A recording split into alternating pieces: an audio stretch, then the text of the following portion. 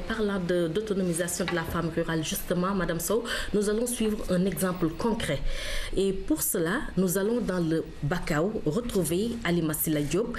Elle est sénégalaise et a longtemps vécu en France. Aujourd'hui, elle est revenue au Bercail pour travailler la terre. Son objectif est de relever le défi de l'autosuffisance alimentaire. Le retour d'une immigrée à la terre, c'est un reportage de notre envoyé spécial dans le Sédhiou, Eric Nimadi.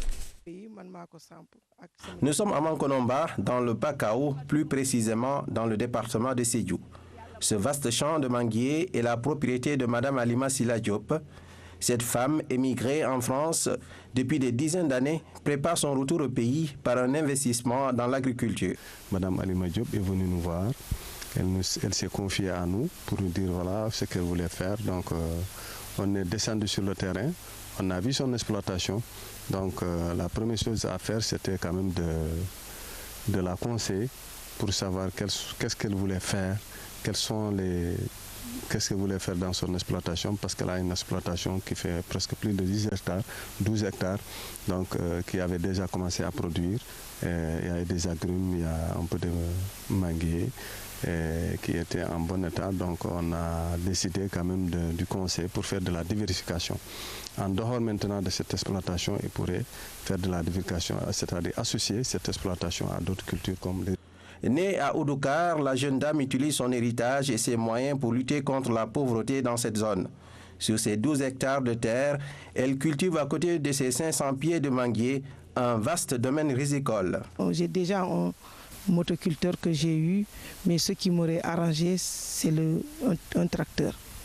Parce que j'ai la terre où je peux travailler, mais les moyens me manquent. Je voulais faire du maïs, du sorgho et puis du fognon, mais cette année, je n'ai pas pu le faire parce que quand j'ai eu le motoculteur, la pluie s'est arrêtée pendant 55 jours. Quand ça a repris, il y avait trop d'herbe, on n'arrive pas à labourer. Alors, tout ça, ce qu'on a fait, c'est avec les femmes. Ils sont travaillés à la main.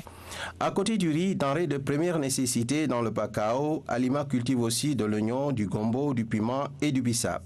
Des activités diversifiées, génératrices d'emplois dans les villages environnants. J'investis beaucoup d'argent parce que chaque fois que les femmes viennent, si c'est les femmes plus de 20, c'est 17 500 la journée et c'est moi qui leur donne le petit déjeuner et le repas du midi.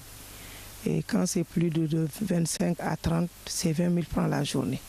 Et je paye peut-être dans les 20 à 40 tours dans l'année, pour le riz seulement.